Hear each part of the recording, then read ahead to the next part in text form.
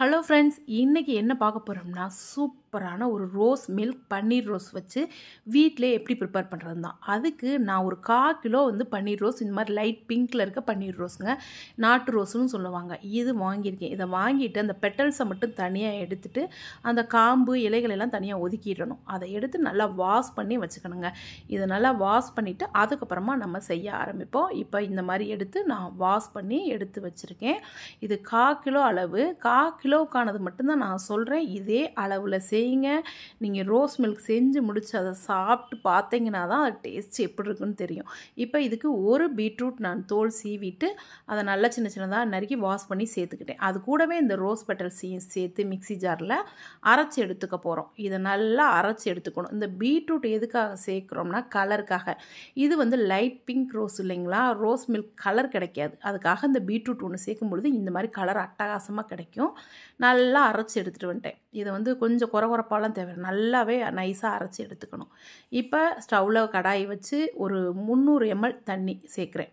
250 ml 300 ml தண்ணி சேர்த்துக்கிட்டு 1/4 kilo அளவுக்கு கற்கண்டு, இது கட்டியாக இருக்க கற்கண்டு அப்படியே தான் சேர்க்குறேன். இதை பவுடர் பண்ணலாம் தேவையில்லைங்க. நம்ம பாகு காய்ச்சும் போது எப்படி அந்த தண்ணியில் சேர்த்தா ஆயிடுமோ அதே மாதிரி தான் இந்த கற்கண்டு எல்லாத்தையும் சேர்த்துட்டு நல்லா கிண்டி விடுங்க. அப்படியே அந்த தண்ணி கொதிக்க கொதிக்க கரைஞ்சி வந்துடும்.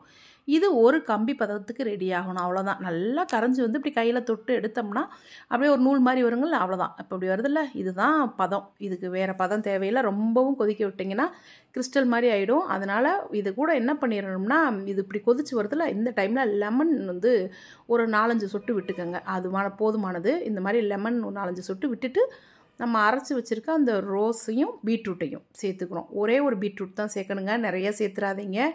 இதில் 1/4 கிலோனா ஒரு 1/4 கிலோவுக்கு கம்மியாக ஒரு 150 கிராம் அளவுக்கு பீட்ரூட் சேர்த்தா போதும். அதுக்கு மேலே சேர்த்திங்கன்னா பீட்ரூட்டோட ஃப்ளேவர் இதில் அதிகமாகிடும். அப்போ நீங்கள் ரோஸ் மில்க் சாப்பிடும் போது பீட்ரூட் டேஸ்ட் வர ஆரம்பிச்சிடும். அதை மட்டும் கவனிச்சுக்கோங்க. இப்போ இது எல்லாத்தையும் நல்லா ஒன்றோட ஒன்று கலந்து விட்டு ரசம் நுரைச்சி வர வரைக்கும் வெயிட் பண்ணுவோம்ல, அது மாதிரி தாங்க. இது நல்லா அப்படியே ஒரு கொதி நுரைச்சி ஒரு கொதி வந்ததுமே ஆஃப் பண்ணிடலாம். இப்போ லைட்டாக நுரைச்சி வருதுங்களா, இப்போ பாருங்கள், அவ்வளோதான். ஒரு 5 மினிட்ஸில் சூப்பராக நுரைச்சி வந்துடும். இந்த மாதிரி கொதிச்சு வரும்பொழுதே ஆஃப் பண்ணிட வேண்டியதான். ஸ்டவ் ஆஃப் பண்ணிவிட்டு இதை ஆற வரைக்கும் நம்ம வெயிட் பண்ணணும். இது நல்லா ஆறின பின்னாடி நம்ம வடிகட்டி எடுத்துக்கலாம். உங்கள் எல்லாருக்குமே தெரியும், ரோஸ் பன்னீர் ரோஸு இந்த நாட்டு ரோஸில் நிறைய ஹெல்த் பெனிஃபிட்ஸ் இருக்குது. நீங்கள் பாருங்கள். இதிலேயே நம்ம குல்கந்து செய்யலாம்.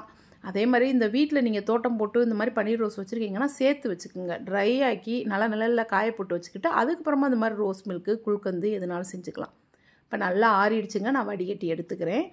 இதை வடிகட்டி நம்ம ஒரு பாட்டிலில் ஸ்டோர் பண்ணி வச்சுக்கிட்டோம்னா அட்டகாசமான ரோஸ் மில்க் ரெடி பண்ணிக்கலாம் எப்போனாலும்.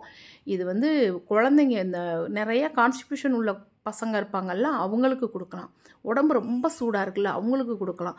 இது பார்த்திங்கன்னா சித்த வைத்தியர்கள் நிறைய பேர் இந்த குல்கந்து பற்றி இந்த பன்னீர் ரோஸ் பற்றி நிறைய சொல்லியிருக்காங்க. இது நிறைய ஹெல்த் பெனிஃபிட்ஸ் உள்ளது. நீங்கள் கூகுளில் சர்ச் பண்ணி பார்த்தீங்கன்னா தெரியும். அவ்வளோ பெனிஃபிட்ஸ் உள்ள இந்த பன்னீர் ரோஸ் ரொம்ப சீப்பாக தாங்க கிடைக்கும். மார்க்கெட் போனீங்கன்னா மிஞ்சி போனால் கிலோ ஒரு 300 ரூபா வரும்னு நினைக்கிறேன். அவ்வளோதான். அந்த மாதிரி தான் இருக்கும். நம்ம ஒரு 1/4 கிலோ வாங்கினாலே போதுமானது. நிறைய நமக்கு கிடைக்கும். இப்போ நம்ம ரோஸ் அரைக்கும் போதும் அந்த ரோஸு எல்லாம் பீட்ரூட்டும் போட்டு அரைச்சனால அதுலேயுமே கொஞ்சம் தண்ணி சேர்த்துருக்கேன். அப்படின்னும் போது நமக்கு ஏறக்குறைய ஒரு 500 ml அளவுக்கு கிடைக்குங்க. இப்போ நான் அந்த 1/4 கிலோ ரோஸு, 1/4 கிலோவுக்கு கற்கண்டு, இதுதான் ஒரு பீட்ரூட்டு, இதெல்லாம் சேர்த்து தான் செஞ்சுருக்கேன். இது ஒரு 500 ml இருக்கும்.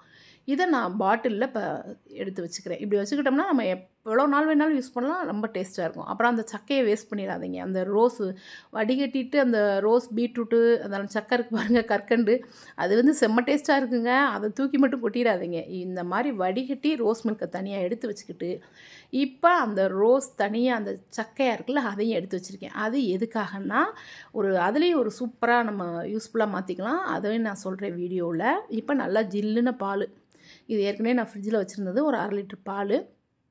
ஒரு டம்ளருக்கு நீங்கள் 3 ஸ்பூன் அளவுக்கு சேர்த்தா போதும் ரோஸ் மில்க்கு.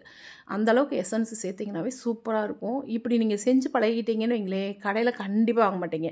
அந்த எசன்ஸ் நம்ம வாங்குகிறோம்ல ரோஸ் மில்க்கு, அதை ஃப்ளேவரும் நல்லா இருக்காது. அது மாதிரி சாப்பிட்டு பார்க்கும்போது அது அந்த ஃப்ளேவர் கூட இருக்குங்க, ஆனால் டேஸ்ட்டு கண்டிப்பாக இருக்காது. இதை நீங்கள் சாப்பிட்டு பார்த்தீங்கன்னா அந்த பாலும் இந்த ரோஸ் மில்க்கும் கலந்து மிக்சியில் அடித்து எடுக்கும்போது இந்த மாதிரி வரும். மேலே பார்த்தீங்கன்னா நுரையாக, கீழே அப்படியே அந்த கலர் பாருங்கள் அட்டகாசமாக இருக்கா. இதை குடிச்சிங்கன்னா ஒரு 10 நிமிஷத்துக்கு அந்த தொண்டையில் அந்த ரோஸோட ஸ்மெல் அந்த டேஸ்ட் இருந்துக்கிட்டே இருக்குங்க. அவ்வளோ சூப்பராக இருக்கும். ட்ரை பண்ணி பாருங்கள். இந்த மாதிரி நான் ஸ்டோர் பண்ணி வச்சுருக்கேன். இப்போ என்ன பண்ணுறேன்னா ப்ரெட்டை டோஸ்ட் பண்ணி எடுத்துக்கிறேன். லைட்டாக பட்டர் போட்டு டோஸ்ட் பண்ணிவிட்டு நம்ம வச்சுருக்கோம்ல அந்த ரோஸ் பெட்டல்ஸோட சக்கை அதை இதில் அப்படியே ஸ்ப்ரெட் பண்ணிக்கிறேங்க. பண்ணிவிட்டு கட் பண்ணிவிட்டு ஜாம் மாதிரி ஏறக்குறைய. ஆனால் ஜாம் வந்து நம்ம நார்மலாக நீங்கள் என்ன பிராண்ட் ஜாம் யூஸ் பண்ணிங்கனாலும் சரி இந்த டேஸ்ட் வராதுங்க. இதை வேஸ்ட் பண்ணாமல் இந்த மாதிரி ப்ரெட்டில் வச்சு சாப்பிட்டு பாருங்கள். பிரேக்ஃபாஸ்ட்டுக்கு செம்மையாக இருக்கும். நீங்கள் அவசரத்துக்கு பசங்களுக்கு கொடுக்கணும்னா ஒரு இந்த இது இருந்தால் போதுங்க. இதில் ப்ரெட்டை டோஸ்ட் பண்ணி பசங்களுக்கு வச்சு கொடுத்துட்டு ஒரு ரோஸ் மில்க் கொடுத்துட்டிங்கன்னா காலையில் ஹெல்த்தியான பிரேக்ஃபாஸ்ட் ரொம்ப ஈஸியாக சூப்பராக முடிஞ்சிடும். ஸ்கூலுக்கு அனுப்பும் போது அவசரமாக செய்கிறோங்கள அதுக்கெல்லாம் இதை பண்ணி வச்சுக்கிட்டோம்னு வைங்களேன் ரொம்ப சூப்பராக இருக்கும். ட்ரை பண்ணி பாருங்கள் நீங்களும். தேங்க்யூ.